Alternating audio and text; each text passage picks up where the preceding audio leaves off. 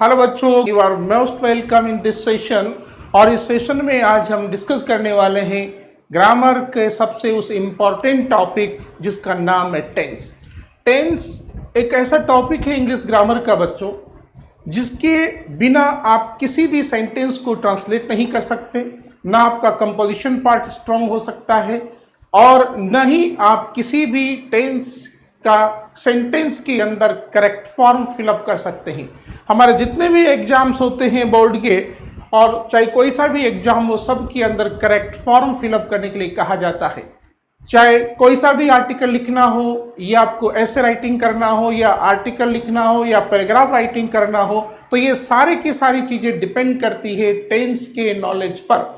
और आपको टेंस का नॉलेज होना चाहिए, और टेंस को हमें कैसे यूज करना है, किस प्रकार से सेंटेंस को हम ट्रांसलेट करते हैं, किस प्रकार से सेंटेंस को हम फिलअप करते हैं। बहुत सी बार हमको पता ही नहीं चल पाता है कौन सा सेंटेंस कौन से टेंस से रिलेट करता है।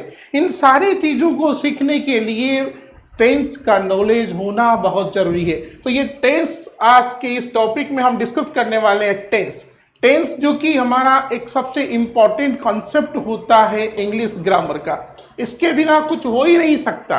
चाहे वो किसी भी टेक्स्ट का क्वेश्चन लिखो, कि कोई सी भी क्लास का हो, चाहे 8th क्लास का हो, चाहे 9th क्लास हो, चाहे 10th क्लास हो, without having knowledge of tense you can't write your sentence, you can't translate your sentence from Hindi to English या हिंदी टू इंग्लिश। किसी भी टेंस को, किसी भी सेंटेंस को, अब सबसे पहले सेंटेंस का स्ट्रक्चर भी आपको पता होना चाहिए। कौन से टेंस में कौन सी वर्ब अप्लाई होती है, ये फंडा आपके दिमाग में फिट होना चाहिए। और इसी को कहते हैं basic rules of, basic knowledge of English grammar. English grammar का बेसिक जो फंडामेंटल पॉइंट्स है वो है टेंस बेटा। तो टेंस को आपको समझना होगा।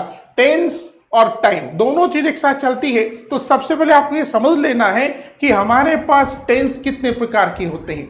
देखो, टेंस 3 प्रकार के होते हैं। कितने प्रकार के होते हैं? टेंस 3 प्रकार के होते हैं। अलग अलग टेंस को अलग अलग प्रकार से आप पढ़ेंगे टाइप में जाकर के, और प्रत्येक टेंस के 4 पार्ट होते हैं, और उन्हीं प्रत्येक टेंस के सेंटेंस 4 होते हैं। इन चारों सेंटेंस को पहले टेंस का नॉलेज, फिर टेंस का पार्ट का नॉलेज, फिर टेंस के सेंटेंस का नॉलेज, और सेंटेंस का वो बेसिक स्ट्रक्चर जो सबसे इंपॉर्टेंट रोल अदा करता है आपके किसी भी सेंटेंस को ट्रांसफर करने में और करेक्ट फॉर्म फिलअप करने में। ओके, तो let's start the important topic tenses. Here you can see there are 3 kinds of tenses. कितने प्रकार के टेंस होते हैं इंग्लिश ग्रामर में, ये आपको समझना है। बस एक एक चीज ध्यान से समझते चलेंगे तो आपको सारी चीजें इस सेशन में क्लियर होगी। जितना हम पढ़ सकते हैं आज हम पढ़ रहे हैं। टेंस को 1 by 1 आपको क्लियर करते हुए चलना होगा। ओके, तो यहां हमारे टेंस होते हैं 3 प्रकार के, present tense, past tense and future tense. ये हमारे टेंस होते हैं 3 प्रकार के, प्रेजेंट टेंस, पास्ट टेंस और फ्यूचर टेंस। प्रेजेंट टेंस जो कि वर्तमान काल को बताता है कि एट प्रेजेंट में आप क्या करते हैं। जो चीज परमानेंट है, जैसे मैं खाना खाता हूं, वो गाना गाता है, सूर्य पूर्व दिशा में उदय होता है और पश्चिम में अस्त होता है। ठीक है, तो ये जो वर्तमान में एट प्रेजेंट में जो कार्य होते हैं, तो प्रेजेंट टेंस हमेशा प्रेजेंट एक्शन को डिनोट करता है। वर्तमान में प्रेजेंट में जो काम आप करते हैं बच्चों, वो होता है प्रेजेंट टेंस। पास्ट टेंस हमारे पास्ट एक्शन को डिनोट करता है, जो हो चुका है, यानी जो निकल गया है। जैसे कल मैं दिल्ली गया था, राम मेरा बहुत अच्छा मित्र था, तो हम पास्ट की बात करते हैं। तो पास्ट टेंस हमारा पास्ट एक्शन को डिनोट करता है, यानी पास्ट की जितनी भी इवेंट्स होती है, पास्ट के जितने भी एक्शन होते हैं, वो सारे के सारे पास्ट टेंस में ही लिखे जाते हैं। सबकी अलग अलग आइडेंटिटी होती है। अभी हम एक एक चीज को डिफाइन करते हुए चलेंगे। इसके बाद बात करते हैं फ्यूचर टेंस की। ये जो फ्यूचर टेंस है, फ्यूचर की बात करेगा, जिसके सेंटेंस के अंत में गा, गे, गी इस प्रकार से आते हैं। मैं गाना गाऊंगा, मैं कल स्कूल में जाऊंगा, मैं अगले वर्ष 12th में पढ़ूंगा या 9th में पढ़ूंगा, जो भी सेंटेंस आप, तो सेंटेंस के एंड में गा, गे, गी की आवाज आती है, तो वो फ्यूचर एक्शन को डिनोट करता है। तो जो फ्यूचर को बताता है, फ्यूचर एक्शन को डिनोट करता है, वो होता है फ्यूचर। जो पास्ट को डिनोट करता है वो होता है पास्ट, और जो वर्तमान यानी प्रेजेंट सिचुएशन को बताता है वो होता है प्रेजेंट। ठीक है, अब इस प्रेजेंट टेंस में भी प्रत्येक टेंस के जो एक अलग अलग पार्ट होते हैं, ये एक प्रत्येक टेंस के 4 पार्ट होते हैं बच्चों, समझ लो इसको। इंडेफिनिट, ठीक है, प्रेजेंट इंडेफिनिट, इसके बाद में फिर कंटिन्यूस होता है, फिर परफेक्ट होता है, और फिर होता है आपका प्रेजेंट परफेक्ट कंटिन्यूस। ये 4 पार्ट होते हैं, इंडेफिनिट, कंटिन्यूस, परफेक्ट और परफेक्ट कंटिन्यूस। इसके आगे टेंस जुड़ता है, तो जैसे प्रेजेंट हम पढ़ेंगे तो present indefinite, present continuous, present perfect और प्रेजेंट परफेक्ट कंटिन्यूस टेंस। उसी प्रकार past indefinite, past continuous, past perfect और past perfect continuous tense. Same kind future के साथ होगा, future indefinite, future continuous, future perfect और फ्यूचर परफेक्ट कंटिन्यूस टेंस। इस प्रकार से कुल मिला के जो नंबर ऑफ टेंसेस हो जाते हैं हमारे, वो हो जाते हैं 12। तो 12 टेंस आपको पढ़ना है। तो सबसे पहले प्रेजेंट इंडेफिनिट यानी प्रेजेंट के 4 पार्ट पढ़ने हैं, फिर पास्ट के 4 पार्ट पढ़ने हैं, और फिर फ्यूचर के 4 पार्ट आपको पढ़ने हैं। और फिर इनको हमें सीखना है ट्रांसलेट करना, और फिर सीखना है हमको करेक्ट फॉर्म को फिलअप करना एग्जाम में। ये एक 1 बाय 1 फंडामेंट पॉइंट्स आपके एक एक करके क्लियर होते जाएंगे। Let's start first. तो सबसे पहले हम स्टार्ट करते हैं, देखिए इसमें प्रेजेंट आपका आता है, सबसे पहले आता है बेटा प्रेजेंट इंडेफिनिट। तो प्रेजेंट इंडेफिनिट को हम पढ़ेंगे, सबसे पहले हमारा प्रेजेंट इंडेफिनिट यहां पर आता है। ठीक है, तो प्रेजेंट इंडेफिनिट में क्या क्या होता है, this is the present indefinite tense. ठीक है, ये प्रेजेंट इंडेफिनिट है, आया समझ में। तो प्रेजेंट इंडेफिनिट में आपको क्या समझना है, प्रेजेंट इंडेफिनिट की पहचान क्या है, what is the identity of present indefinite. देखिए प्रेजेंट इंडेफिनिट में कोई भी एक्शन, हम कह रहे हैं कि present indefinite denotes present action, यानी प्रेजेंट इंडेफिनिट प्रेजेंट एक्शन बताता है। जैसे आपने कहा कि मैं गाना गाता हूं, तो हिंदी के सेंटेंस के अंत में क्या आएगा, ता है, ती है और ते है। ये भी कुछ जनरल बात आपको ध्यान रखना है। ठीक है, तो ता है, ती है, ते है आता है, तो आप समझ जाइए ये प्रेजेंट इंडेफिनिट का सेंटेंस है। कभी कभी है, हूं, है भी आता है। देखिए केवल है भी आ जाता है सेंटेंस में, कभी कभी ही भी आता है और कभी कभी हूं भी आता है। तो ये इस सेंस, ये अलग प्रकार का सेंटेंस है। जैसे मैंने कहा कि मैं गाना गाता हूं, तो इसके अंत में क्या आ रहा है, ताहू आ रहा है, इसका मतलब ये प्रेजेंट इंडेफिनिट का है। लेकिन मैं अगर एक सेंटेंस बनाऊं कि मैं एक टीचर हूं, तो इसमें तो ताहू नहीं आ रहा, केवल हूं ही आ रहा है। तो इसका मतलब यहां पर जो वर्ब आएगी वो मेन वर्ब एम यूज होगा, इज एम आर, यानी प्रेजेंट इंडेफिनिट के अंदर is am are main verb के रूप में भी इस सेंस में अप्लाई होती है। और ताहे तीहे जब आता है तो वहां मेन वर्ब की फर्स्ट फॉर्म अप्लाई होती है।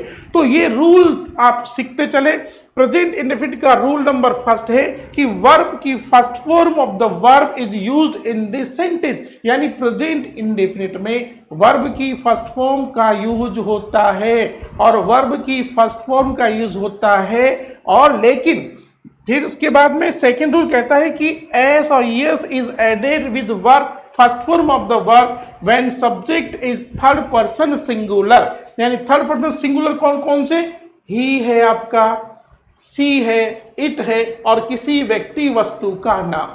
ठीक है, जब भी आपका सेंटेंस एक वचन हो, हम ये कहेंगे कि सिंगुलर सब्जेक्ट। अब सिंगुलर सब्जेक्ट कौन कौन से होते हैं इसको भी आप समझे।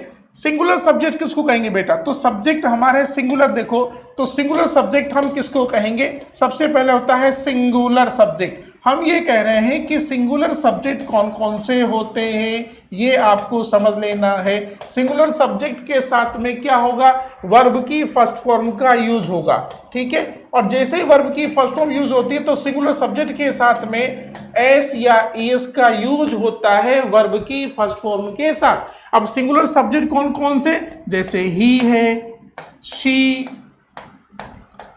इट, ये सिंगुलर है और इनको हम सिंगुलर थर्ड पर्सन कहते हैं। अगर मान लीजिए आपके सब्जेक्ट इनमें से कोई होता है, ही हो या सी हो या इट हो, तो वर्ब की फर्स्ट फॉर्म के साथ में एस या ईएस का यूज होता है। इस बात को आपको समझ लेना है। अगर आपका सब्जेक्ट प्लूरल हो, प्लूरल सब्जेक्ट में कौन कौन से आएंगे, जो बहुवचन जिसको कहेंगे हिंदी में, ये एक वचन है और ये बहुवचन है, यानी ये सिंगुलर है और ये प्लूरल है। तो प्लूरल सब्जेक्ट में होगा तो केवल वर्ब की फर्स्ट फॉर्म ही यूज होगी, इसके साथ में एस या एस का यूज नहीं होगा।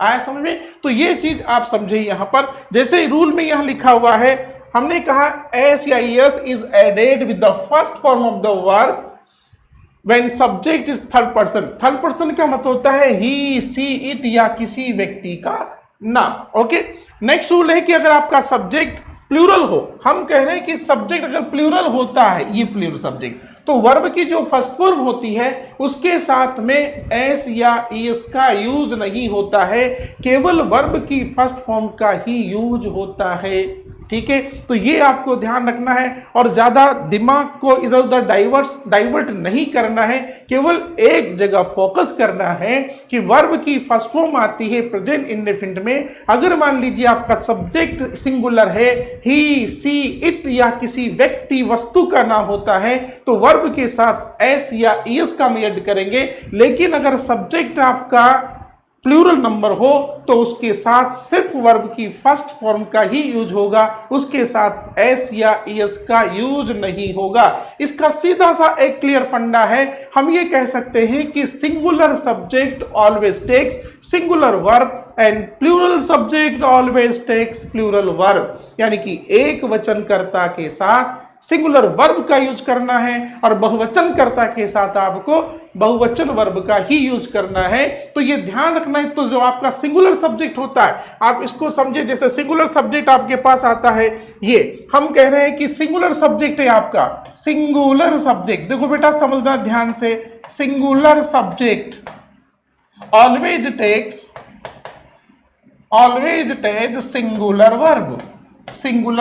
सिंगुलर वर्ब का मतलब होता है वर्ब की फर्स्ट फॉर्म प्लस एस या ईएस, यानी वर्ब की जो फर्स्ट फॉर्म होती है उसके साथ एस या ईएस ऐड होता है तो ये वर्ब सिंगुलर हो जाती है। लेकिन जब प्लूरल सब्जेक्ट आपका यहां पर आता है तो प्लूरल सब्जेक्ट और या इसके साथ हम यहाँ आई को भी यूज करते हैं, तो यहां पर हम कहेंगे कि प्लूरल वर्ब ही अप्लाई होती है सेंटेंस में। तो प्लूरल वर्ब का मतलब होता है केवल वर्ब की फर्स्ट फॉर्म। ध्यान है इस पॉइंट को आप समझे। वर्ब की फर्स्ट फॉर्म में अगर एस जुड़ता है तो ये वर्ब सिंगुलर होती है और केवल वर्ब की first form is called plural verb. आपको ये दिमाग में फिक्स करना है कि दुनिया की जितनी भी फर्स्ट फॉर्म है, first form of the verb है, वो सारी की सारी प्लूरल होती है, ठीक है। और उस वर्ब की फर्स्ट फॉर्म को अगर हम सिंगुलर में कन्वर्ट करेंगे तो उसके पीछे एंड में आपको एस या ईएस को लगाना है,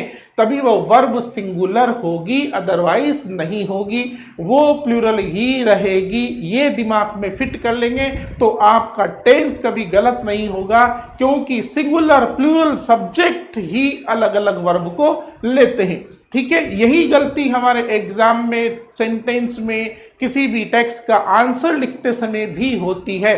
तो जो वर्बियल मिस्टेक जो दिखाई देती है वो यही होती है कि हम सब्जेक्ट हमारा क्या है और वर्ब हम कैसा ले जाते हैं। तो हमेशा जो वर्ब होती है बेटा सेंटेंस में वो सब्जेक्ट के अनुसार ही आती है। ये दिमाग में फिक्स करने, कुछ चीजें फिक्स होती है जो दिमाग में फिक्स कर लेनी पड़ती है और फिर उनको हटाना नहीं चाहिए। यानी कि ये फिक्स कर सकते हैं कि singular subject always takes singular verb and plural subject always takes plural verb. Simple सी एक लाइन में याद रखें, जैसा कर्ता वैसी क्रिया। ये दिमाग में फिट करो, कर्ता क्रिया कर्म और अंग्रेजी होगी नरम। बस ये आप ध्यान रखें, बिल्कुल छोटी क्लास में ये बिल्कुल फंडा फिक्स करें, सब्जेक्ट वर्ब और ऑब्जेक्ट, ये ध्यान रखें। स्ट्रक्चर पूरा राइट हो तो आपको पूरा समझ में आ जाएगा। ठीक है, आगे बढ़ते हैं इसमें। इसके बाद हम आगे आते हैं, हमारा फॉर्मेशन होता है। अब देखिए यहां पर अब जब सेंटेंस को नेगेटिव में ही कन्वर्ट करेंगे, ये तो सिर्फ सिंपल सेंटेंस यानी प्रेजेंट इंडेफिनिट की सिंपल सेंटेंस की बात हुई। अब इस सेंटेंस को जब नेगेटिव या इंट्रोगेटिव में कन्वर्ट करेंगे हम, तो हेल्पिंग वर्ब का भी यूज होता है। देखो मेन वर्ब और हेल्पिंग वर्ब दोनों में अंतर है। मेन वर्ब को मुख्य क्रिया कहते हैं, हेल्पिंग वर्ब को सहायक क्रिया कहते हैं, और हेल्पिंग वर्ब हमेशा मुख्य क्रिया से पहले यूज होती है सेंटेंस में। अभी जब हम बेसिक स्ट्रक्चर सेंटेंस का समझेंगे तो ये बात आपको समझ में आ जाएगी। ये इसका देखिए rule, helping verb do does. Present indefinite की हेल्पिंग वर्ब क्या है बच्चों? डू और does are use in present indefinite sing. ठीक है, तो इसमें ध्यान रखो यहां पर। अब डू डज में देखो किसमें ईएस लगा है, किसमें नहीं लगा है। हम पहले भी कह चुके हैं कि वर्ब की फर्स्ट फॉर्म में एस या ईएस लगता है तो वर्ब होती है सिंगुलर। तो देखो सिंगुलर सब्जेक्ट, ये सिंगुलर सब्जेक्ट के साथ में आ रहा है डज, और प्लूरल सब्जेक्ट के साथ आ रहा है डू। बिल्कुल फंडा क्लियर है। एक वचन कर्ता क्रिया भी एक वचन, बहुवचन कर्ता क्रिया भी बहुवचन। ठीक है, तो ये दिमाग में फिट करें। तो ये हेल्पिंग वर्ब प्रेजेंट इंडेफिनिट की है। अब इसके बाद एक और नई चीज जो कि मैंने आपको बताई, है हूं है के सेंस में, जब सेंटेंस में केवल है हूं है आता है तो आपको एक और रूल यहां पर समझना है बेटा। फॉर्मेशन ऑफ बी, या एक बी वर्ब होती है इंग्लिश ग्रामर के अंदर। बी माने होता है होना, तो बी का फॉर्मेशन क्या होता है प्रेजेंट इंडेफिनिट में, अर्थात बी के रूप क्या होते? प्रेजेंट इंडेफिनिट में बी के रूप होते हैं is, am, are in present indefinite. यानी प्रेजेंट इंडेफिनिट में बी का जो फॉर्मेशन है वो इज, एम, आर है, जो है वो है के सेंस में आती है। और ये प्रेजेंट इंडेफिनिट में यहां पर इनको हम मेन वर्ब के रूप में यूज करते हैं। किस रूप में? मेन वर्ब के रूप में, यानी मुख्य क्रिया के रूप में, जब सेंटेंस में ताहे तिहे तिहु नहीं आता है। ध्यान रखना इस सेंस का, स्ट्रक्चर को आप समझेंगे तो ये मेन वर्ब कब होगी, सेंटेंस मेन वर्ब कब होगी? जैसे सेंटेंस में आपको लिखूं, जैसे आपने कहा, जैसे सेंटेंस यहां पर एक सेंटेंस को समझे ये वाला, जैसे आपने कहा कि मिस्टर वर्मा एक डॉक्टर है। जैसे सेंटेंस आपने लिखा यहां पर, मिस्टर वर्मा एक डॉक्टर है। ये देखो समझना डिफरेंस, यहां पर है आ रहा है। ठीक है, और दूसरा सेंटेंस में यहां पे लिखता हूं कि वह गाना गाता है। देखो यहां पर ता है, देखो यहां केवल है आ रहा है, यहां ताहे आ रहा है। जिसको समझ लेना, ताहे आ रहा है तो इसमें सब्जेक्ट क्या है? ही। इसमें सब्जेक्ट मिस्टर वर्मा है, यहां पर है तो यहां पर इसकी इंग्लिश क्या होगी? मिस्टर वर्मा एक डॉक्टर है और वह गाना गाता है। तो गाता है तो यहां पर देखो ध्यान से समझना, इसमें सब्जेक्ट है आपका सी, इसमें सब्जेक्ट आपका है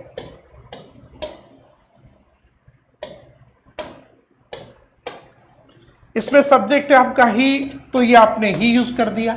अब इसमें ये गाता है, ये वर्ब है, तो यहां आएगा आपका सिंग। ठीक है, और ये है सॉन्ग, क्या गाता है?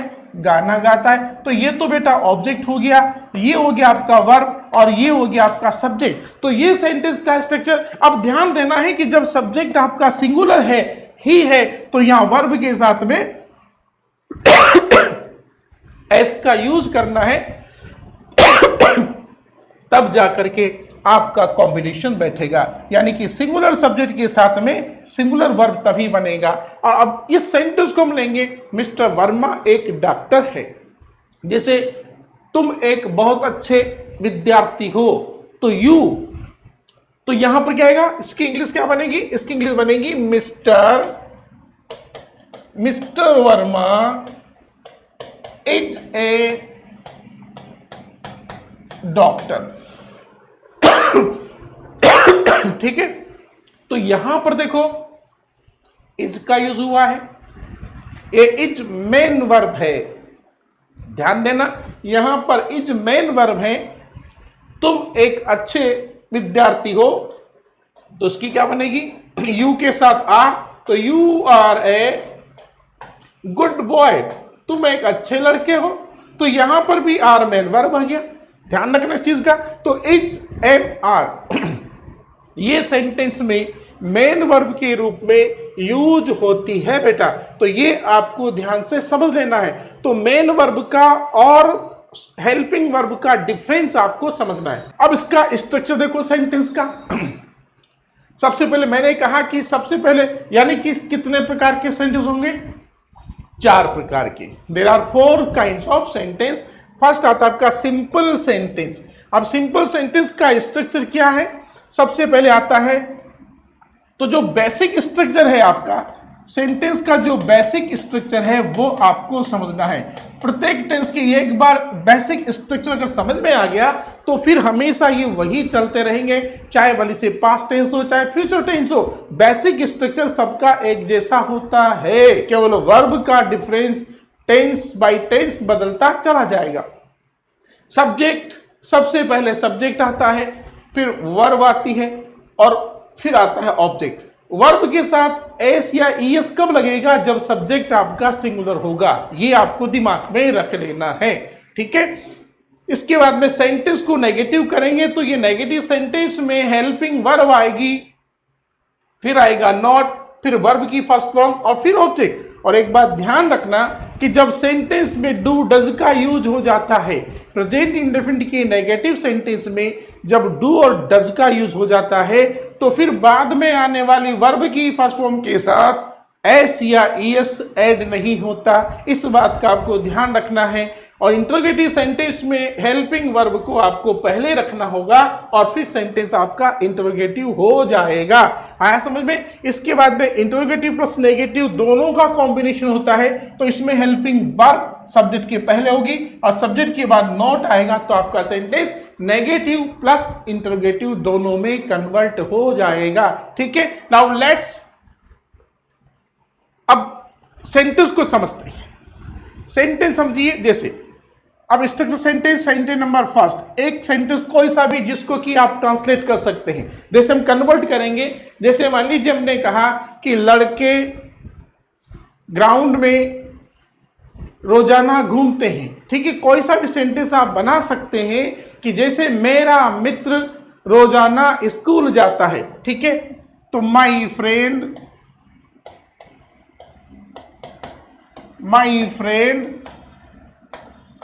goes to school daily। This is the simple sentence. यहां पर गो के साथ ईएस लग गया, एस लग गया। अब ध्यान रखिए, सबसे पहले अब दिक्कत एक ये भी होती है, एक पॉइंट ये भी समझें कि हमें कहां एस लगाना है, कहां ईएस लगाना है, ठीक है।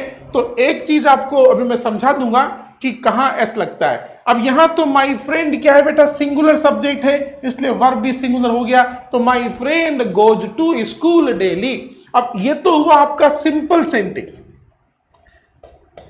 अब सेंटेंस को हम नेगेटिव करेंगे, जब सेंटेंस को नेगेटिव में कन्वर्ट करेंगे तो क्या करेंगे, हेल्पिंग वर्ब तो आएगा, क्योंकि बिना हेल्पिंग वर्ब के कोई सेंटेंस नेगेटिव नहीं होता है, क्योंकि नोट के पहले वर्ब का आना जरूरी होता है। तो इसको जब नेगेटिव करेंगे सेंटेंस को तो क्या होगा, माई फ्रेंड। अब माई फ्रेंड सिंगुलर है बेटा, तो यहां पर डज का यूज करना है। प्लूरल हो तो डू का यूज करेंगे, सिंगुलर हो सब्जेक्ट तो डज का यूज करेंगे। तो माई फ्रेंड डज नॉट, देखो यहां पर नॉट करना है, हेल्पिंग वर्ब के बाद में नॉट का यूज करेंगे। सेंटेंस को जब भी हम नेगेटिव करते हैं, चाहे वह किसी भी टेंस का सेंटेंस हो, हेल्पिंग वर्ब के बाद नॉट का प्रयोग होता है। तो माई फ्रेंड डज नॉट, अब देखो मैंने एक बात समझाया कि एक बार जब डू डज का यूज हो जाता है, जैसे डज आ गया यहाँ पर, अब डज का यूज हो गया तो यहाँ पर जो वर्ब की फर्स्ट फॉर्म आएगी गो, यहाँ पर गो ही रहेगा, फिर यहाँ पर गोज नहीं होगा, ये ध्यान रखना है। यानी कि हेल्पिंग वर्ब डू और डज अप्लाई होने के बाद वर्ब की फर्स्ट फॉर्म में एस या ईएस का यूज नहीं होता है। समझे? समझ वाली चीज ये आपको समझना है। तो does not go to school daily, ये सेंटेंस आपका नेगेटिव हो गया। इसके बाद सेंटेंस को अगर हम इंट्रोगेटिव करेंगे तो कैसे करेंगे? इंट्रोगेटिव में ये जो हेल्पिंग वर्ब इसको पहले लाएंगे, तो you are to put helping verb before subject, तो sentence will convert into interrogative. तो does my friend go to school daily, और ये हो गया साइन ऑफ इंट्रोगेशन आपका। तो ये सेंटेंस आपका इंट्रोगेटिव हो गया। इसके बाद में बेटा इंट्रोगेटिव प्लस नेगेटिव, तो ये 4 सेंटेंस हो जाएंगे आपके। तो डज माई फ्रेंड नॉट, अब यहां पर इंट्रोगेटिव प्लस नेगेटिव होगा तो यहां हेल्पिंग वर्ब पहले हो गई और सब्जेक्ट के बाद में नॉट का यूज हो गया, तो दोनों का कॉम्बिनेशन आपका ये सेंटेंस बन जाएगा इंट्रोगेटिव प्लस नेगेटिव। ओके, तो my friend not go to school और साइन ऑफ इंट्रोगेशन, ये हो गए 4 सेंटेंस। ठीक है, simple sentence, negative sentence, interrogative sentence और इंट्रोगेटिव प्लस नेगेटिव सेंटेंस। इस प्रकार से चारों सेंटेंस आपके कन्वर्ट करने हैं यानी प्रेजेंट इंडेफिनिट में। ठीक है, तो ये प्रेजेंट इंडेफिनिट के साथ में होता है चारों। आ गया समझ में? इसके बाद में अब देखो सबसे जो मुद्दा आता है, एक बेसिक पॉइंट आता है कि सेंटेंस का ट्रांसलेशन तो हम कर लेते हैं, ट्रांसलेट भी कर लिया, कन्वर्ट भी कर लिया, और भी कई सारे सेंटेंस है। अब जैसे और सेंटेंस है, जैसे अब देखो यहां तो हमने कहा कि ये मेन वर्ब आ गई, ताहे तीहे तेहे आता है, लेकिन है वो है भी आते हैं। जैसे सेंटेंस है, जैसे कंप्यूटर, जैसे कोई भी सेंटेंस आप बनाएंगे, कंप्यूटर हमारे लिए बहुत महत्वपूर्ण है, इसमें क्या आ रहा है आ रहा है एंड में, तो ये सेंटेंस प्रेजेंट का ही बनेगा, लेकिन इसमें है हुए के साथ इज एम आर में से वर्ब यूज करनी है। तो यहां पर क्या लिखेंगे? द कंप्यूटर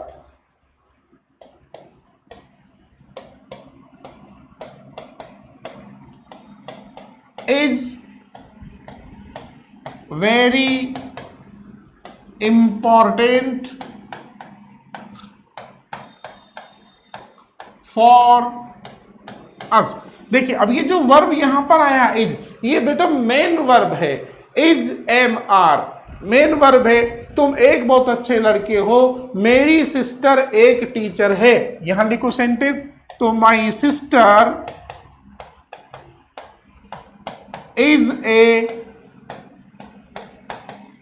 डॉक्टर, ये इज आ गया। लेकिन अगर मैं कह दे कि वह रोज हॉस्पिटल जाती है, तो सेंटेंस क्या बनेगा? सी, तो गोज हो जाएगा। आया समझ में? यानी कि सिंगुलर सब्जेक्ट के साथ में गोज, यानी कि गो के साथ ईएस लगेगा तो ये वर्ब सिंगुलर हो जाएगी, गोज टू हॉस्पिटल। ये लो, ये आपका सेंटेंस बदल गया। तो ताहे तीहे के अर्थ में मेन वर्ब की फर्स्ट फॉर्म अप्लाई होती है, और है वो है के सेंस में is am are main verb के रूप में आती है सेंटेंस में। इस बात को आपको ध्यान रखना है। तो ये प्रेजेंट इंडेफिनिट का कॉन्सेप्ट है। अब यहां एक बात समझना है आपको कि किसी भी वर्ब की फर्स्ट फॉर्म को सिंगुलर करेंगे तो जितनी भी वर्ब की फर्स्ट फॉर्म होती है ये सारी की सारी प्लूरल होती है बेटा, ध्यान रखना। ठीक है, अब इनके साथ हमें इनको हम सिंगुलर में कन्वर्ट करेंगे। तो हाउ विल यू कन्वर्ट, कैसे कन्वर्ट करेंगे, कहां यस लगेगा? ये तो पता है कि एस या यस ऐड करेंगे तो वर्ब सिंगुलर हो जाएगी। इसको हम fifth form of the verb भी कहते हैं। आप इसको समझ सकते हैं इस चीज से कि अब किसी वर्ब के अंत में, अब जैसे वर्ब की फर्स्ट फॉर्म है, अगर वर्ब की फर्स्ट फॉर्म के अंत में CH SHO XZ और SS, किसी भी वर्ब की फर्स्ट फॉर्म के एंड में CH SHO XZ SS आता है तो ऐसी वर्ब की फर्स्ट फॉर्म के पीछे हम ES जोड़कर उसको सिंगुलर करेंगे।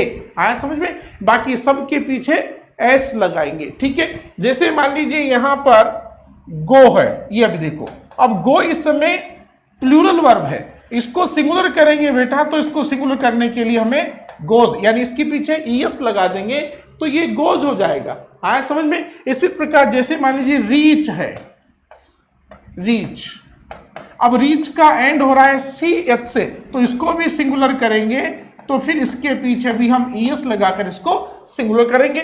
लेकिन अगर मान लीजिए यहां पर सिंग आ जा, सिंग, अब सिंग का एंड में G आ रहा है, इनमें से कुछ भी नहीं है, CH इनमें से, इस वर्ब का एंड इनमें से किसी से भी नहीं हो रहा है, तो इसको सिंगुलर करने के लिए हमें सिर्फ इसके पीछे S ही ऐड करना पड़ेगा, तो ये सिंग्स हो जाएगा। ध्यान रखना, किसी वर्ब का एंड अगर Y से होता है और Y से पहले अगर वॉविल हो तो Y के बाद हम S लगा देते हैं, और अगर Y के पहले कॉन्सोनेंट होता है तो Y को I में बदलकर ES लगा देते हैं। जैसे यहां पर आपकी वर्ब है फ्लाई, अब फ्लाई के एंड में Y आ रहा है, क्या आ रहा है? Y से पहले L है, तो इसको हम सिंगुलर करेंगे बेटा, तो Y को I बनाकर ES जोड़ देंगे तो ये फ्लाइज हो जाएगा। लेकिन अगर Y से पहले कॉन्सोनेंट की जगह अगर वॉविल आता है तो फिर Y के बाद सिर्फ हम S लगाते हैं। जैसे मान लीजिए प्ले है, अब प्ले को सिंगुलर करेंगे तो इस Y के पीछे हम S लगाएंगे क्योंकि यहाँ Y से पहले वॉविल आ रहा है। तो अगर Y से पहले वॉविल आता है तो Y के बाद S लगाकर सिंगुलर कर देंगे, लेकिन Y से पहले अगर मान लीजिए कॉन्सोनेंट आता है तो फिर Y को I में बदलकर ES जोड़ देते हैं। बस इतना सा आपको ध्यान रखना है और ज्यादा कुछ नहीं। ये तरीका है कि how to convert any plural verb into singular.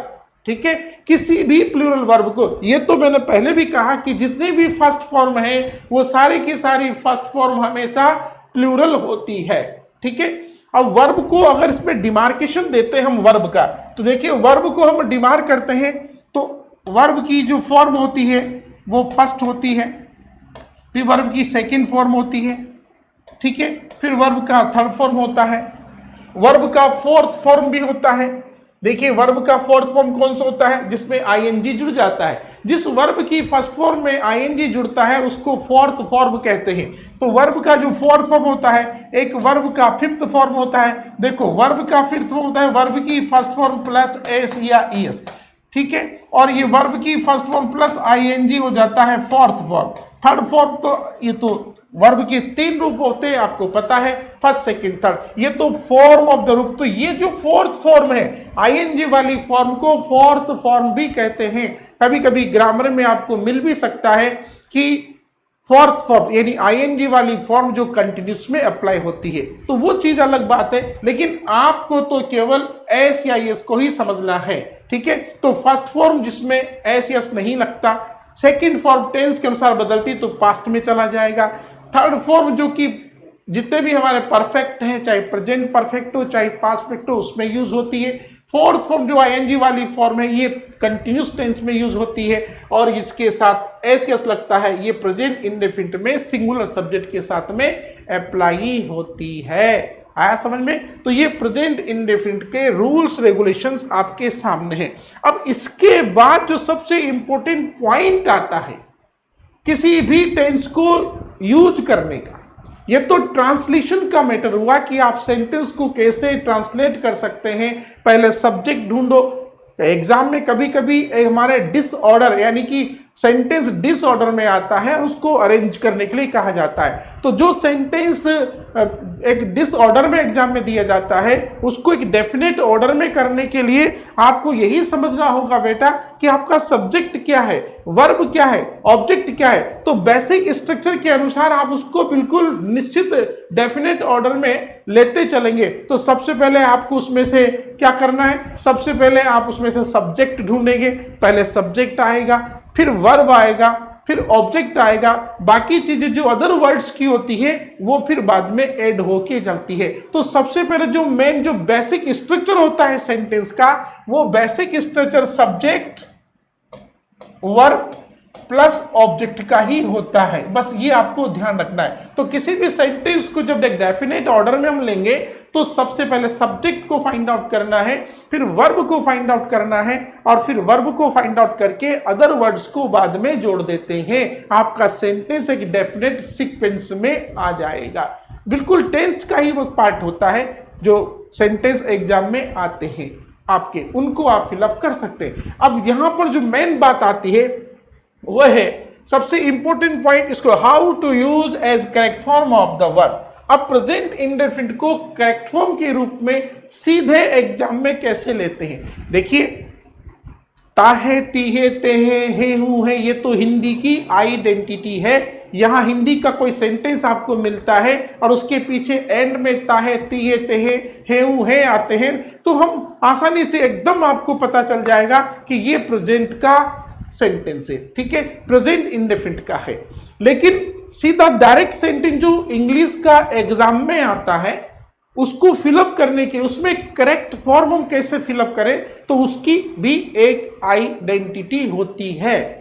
उसकी एक आइडेंटिटी होती है। How to fill present indefinite as a correct form of the verb, ये आपको समझ लेना है कैसे फिलअप करना है। तो फिलअप करने के उसके रूल होते हैं, कुछ बातें हैं, कुछ रूल्स हैं जो आप दिमाग में फिट करेंगे। यानी कुछ चीजें ऐसी होती है प्रेजेंट में जो अनचेंज होती है, बिल्कुल आप दिमाग में फिट कर ले, ज्यादा दिमाग में स्ट्रेस करने की जरूरत भी नहीं है। कुछ चीजें ऐसी होती है जो फिक्स होती है, जैसे हमने कहा कि सूर्य पूरब में उदय होता है, तो वो पहले भी पूरब में उदय होता था, आज भी होता है और नियर फ्यूचर में भी होता रहेगा। तो ये चीज कभी बदलेगी नहीं।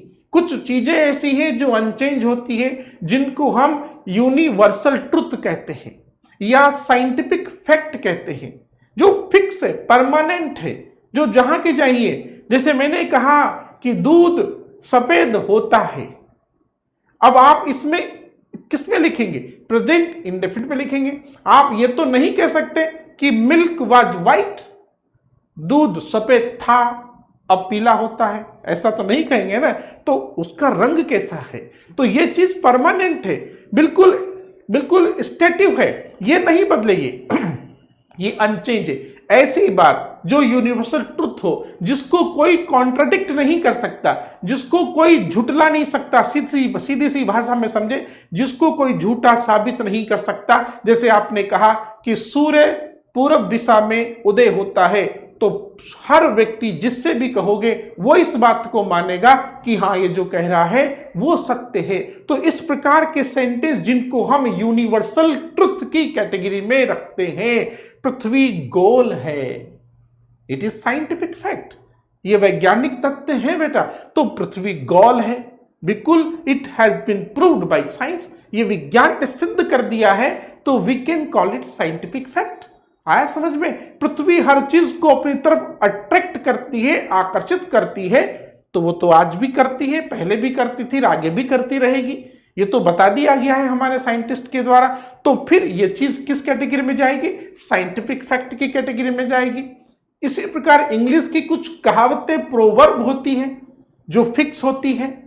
आया समझ में। जैसे बोलते हैं ना कभी कभी, खाली बर्तन हमेशा आवाज करता है, an empty vessel max sound, तो ये आवाज करता है, ये बिल्कुल कहावत बिल्कुल सत्य है। तो कोई भी प्रोवर्ब हो, तो कोई भी ऐसा सेंटेंस जो यूनिवर्सल ट्रुथ की कैटेगरी में हो, कोई भी ऐसा सेंटेंस जो साइंटिफिक उस कैटेगरी में आता हो, या फिर habitual fact, daily routine of work है, हैबिचुअल फैक्ट आदतन कार्य, तो डेली रूटीन ऑफ वर्क जो होते हैं वो किस में लिखे। तो इस प्रकार के जितने भी सेंटेंस होते हैं एग्जाम में वो सारे के सारे प्रेजेंट सिंपल में यानी प्रेजेंट इंडेफिनिट में ही लिखे जाते हैं। ये दिमाग में फिक्स कर ले, आपको सेंटेंस समझना है प्यारे बच्चों। जैसे सेंटेंस यहां हम कह रहे हैं ये rule, if the sentence expresses universal truth, scientific fact, habitual fact, proverb, तो such kind of sentences are written in present indefinite.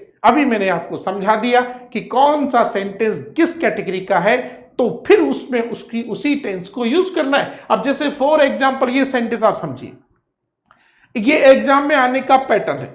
जैसे द सन और days in the east, 4 option दिए जा रहे हैं, राइज, राइजेज, रोज और हैज राइजन। तो यहां पर आप देखो द सन राइजेज, तो यहां पर आपका ऑप्शन क्या होगा, सेकंड ऑप्शन राइट होगा।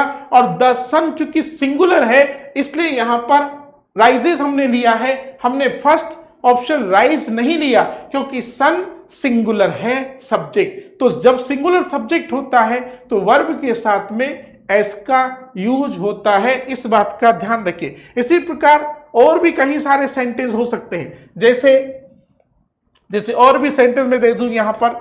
जैसे हमने कहा दी अर्थ, और यहां पर आपको ये बी ब्रैकेट में दिया जाएगा राउंड, सेंटेंस आ गया यहां पर। अब आपसे कहा जाएगा कि बी का करेक्ट फॉर्म फिलअप करना है सेंटेंस में, तो दी अर्थ क्या है, तो बी का फॉर्मेशन क्या होता है बेटा, एच एम आर होता है प्रेजेंट टेंस में। पास्ट में वाजबर होगा, अब जब पास्ट पढ़ाएंगे तो पास्ट में वाजबर चला जाएगा, तो यहां पर ये इजेमार होता है। अब इजमे से चूंकि दी अर्थ सिंगुलर है या प्लूरल, ये सिंगुलर है तो आपको यहां पर इज का यूज करना है, तो आपका सेंटेंस राइट होगा दी अर्थ इज राउंड, पृथ्वी गोल है। ठीक है, दूसरा सेंटेंस हम लेते हैं यहां पर द मून क्या करता है, द मून। अब यहां हम सेंटेंस दे रहे हैं आपको, साथ में ब्रैकेट में नोट भी दे रहे हैं, देखिए शाइन ड्यूरिंग द डे, देखो यहां लिखा। अब देखो यहां समझना कि द मून, चंद्रमा दिन में नहीं चमकता, दिन के दौरान नहीं चमकता है, तो यहां पर हमने नोट भी दिया है। इसका मतलब यह हो रहा है कि सेंटेंस को नेगेटिव सेंटेंस में फिलअप करना है। अब चूंकि सेंटेंस प्रेजेंट इंडेफिनिट में है इसलिए यहां पर प्रेजेंट इंडेफिनिट का क्या होगा, इंट्रोगेटिव। तो द मून सिंगुलर है तो डज आएगा, फिर यहां नोट आएगा और फिर हम लिखेंगे शाइन। अब हमने ये भी कहा कि डज का यूज होने के बाद सेंटेंस में वर्ब की फर्स्ट फॉर्म में एस या यस नहीं लगता। लेकिन अगर मैं सेंटेंस को सिंपल का लिख दूं यहां पर, द मून, यहां पर शाइन एट नाइट, ये लिख देता हूं यहां पर सेंटेंस, ये हमने सेंटेंस लिख दिया आपका नाइट। तो अब देखिए एट नाइट, चंद्रमा रात्रि को चमकता है, तो यहां पर बेटा आपको नॉट नहीं है, तो इसका मतलब you are to fill present indefinite का सिंपल सेंटेंस, तो यू आर टू शाइन। अब मान लीजिए आप गलती से केवल शाइन ही यूज करके आ जाते हो तो आपका सेंटेंस रॉन्ग हो जाएगा, क्योंकि द मून तो सिंगुलर है इसलिए आपको यहां पर एस लगाना पड़ेगा, क्योंकि एंड इसका ई से हो रहा है, सी एच एस एस से नहीं हो रहा, इसलिए ई एस नहीं सिर्फ एस यूज करेंगे, तो आपको ये सेंटेंस राइट करना है। ठीक है, इसी प्रकार से और भी सेंटेंस कोई कहावत जैसे आ जाता है, जैसे ऑनेस्टी, यहां हम लिखिए सेंटेंस ऑनेस्टी और बी द बेस्ट पॉलिसी, ये कहावत है। ठीक है, तो इसमें भी क्या होगा, बी का फॉर्मेशन क्या होगा प्रेजेंट में, आपको इसका यूज करना है। तो यह है आपका प्रेजेंट इंडेफिनिट। तो प्रेजेंट इंडेफिनिट को किस प्रकार से करेक्ट फॉर्म के रूप में हमें यूज करना है बेटा, आ गया समझ में। तो ये ध्यान रखना है आपका। और भी सेंटेंस इसमें है, तो ये आपका प्रेजेंट इंडेफिनिट है जिसको आपने यूज किया। और भी कई सारे सेंटेंस आपको इस प्रकार से प्रेजेंट इंडेफिनिट में हम यूज कर सकते हैं। तो ये प्रेजेंट इंडेफिनिट पूरा आपको समझ में आ गया होगा, किस प्रकार से सेंटेंस को हम ट्रांसलेट करते हैं, किस प्रकार से सेंटेंस को हमें करेक्ट फॉर्म के रूप में फिलअप करना है। I hope that you have completely understood this present indefinite tense. So you can fill the correct form and you can convert any sentence of Hindi into English. ठीक है? Thank you very much. Wish you all the best.